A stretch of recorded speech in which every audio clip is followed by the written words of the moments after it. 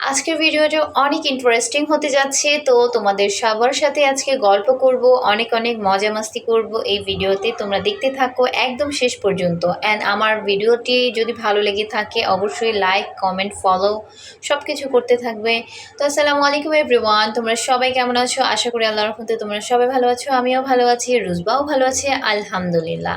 আজকে আমরা চলে এসেছি এখানে রূপার হাজব্যান্ডকে আর রূপাকে আমাদের সবার সাথে ইনভাইট করেছি। এখানে নাস্তা আইটেম দিয়েছে অনেক কিছু, কাকি আপু সবাই মিলে অনেক কষ্ট করেছে আমাদের সবার জন্য।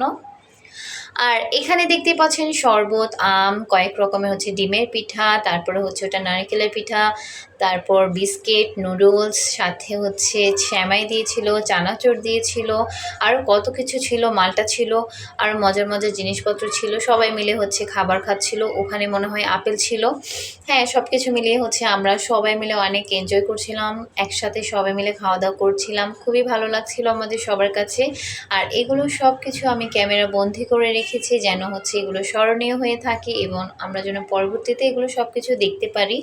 আর এখানে আমার ফুফাতো বোনেরা ছিল, আমার শারমিন আপু ছিল, চাচাতো বোন, তারপর রূপা ছিল, ওর হাজব্যান্ড ছিল, সুমি আপু, নূপুর আপু ছিল, আমার আপু ছিল, খাদিজা ভাবি ছিল, আর তাহমিনা ভাবি, আর টিপু ভাইয়ার ওয়াইফ ফারজানা ভাবি ছিল।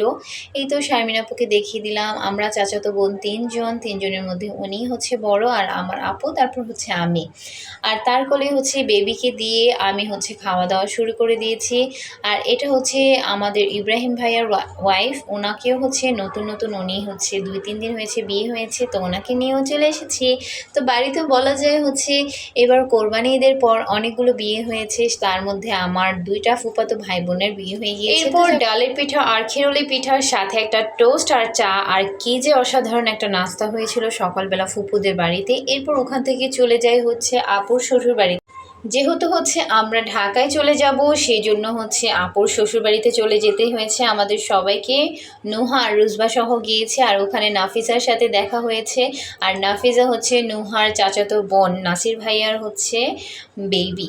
আর যাই হোক, আমার রুজবা তো ওকে দেখে অনেক অনেক শক খেয়েছে। এত ছোট্ট একটা বাবু দেখে ও অনেক অবাক হয়ে গেছে। ও নিজেও জানে না ও যে একটা ছোট্ট বাবু। এই তো দেখতে পাচ্ছেন নাফিজা কি সুন্দরভাবে তাকাচ্ছে, কিন্তু রুজবা যে কী করছে আপনারা দেখতেই তো পাচ্ছেন। অবাক দৃষ্টিতে ওকে দেখতেছিল। আর এইদিকে আমি একটু নাফিজার সাথে একটু ভিডিও করে নিচ্ছিলাম। অনেক অনেক হ্যাপি ছিলাম আমিও, আর নাফিজাও অনেক অনেক হ্যাপি ছিল। মাশাআল্লাহ বলতে ভুলবেন না আপনারা। আর এখানে ওরা দুজন 10 দিনের ছোট বড়। আপনারা অবশ্যই কমেন্ট করে বলবেন কে ছোট আর কে বড়, নাফিজা বড় নাকি রুজবা বড়। এটা অবশ্যই কমেন্টে জানিয়ে দিবেন।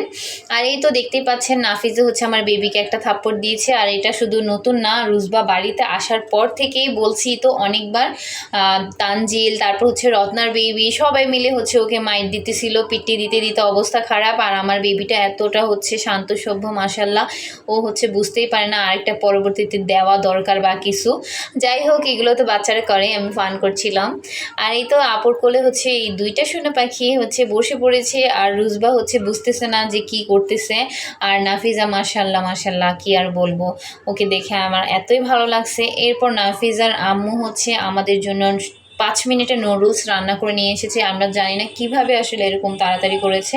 আমরা যদিও চলে যাব সেই জন্য দেখা করতে এসেছিলাম। আর অল্প সময়ের মধ্যে উনি খুব দ্রুত উনি নাস্তা বানিয়ে আমাদেরকে খাইয়েছিলেন। খুবই মজা ছিল ভাবি, কি আর বলবো। এরপর আমরা ঢাকার উদ্দেশ্যে রওনা দিয়ে চলে যাই। আর যেতে যেতে সন্ধ্যা 6টা বেজে যায়। এরপর আমার শাশুড়ি আম্মু মটরশুঁটির বড়া বানিয়েছিল আমার জন্য, সেটা আমি সস দিয়ে খেয়েছি। এরপর আমি আর শাশুড়ি আম্মু মিলে এই মোয়াগুলো বানাই। গম, চিড়া, মুড়ি, তারপর মিঠাই দিয়েছিল, চিনি দিয়েছিল, লবণ দিয়েছিল, সব কিছু মিলিয়ে অনেক সুন্দরভাবে চুলার উপরে আমরা বানিয়ে তারপর এগুলোকে গরম অবস্থাতেই গোল গোল করি।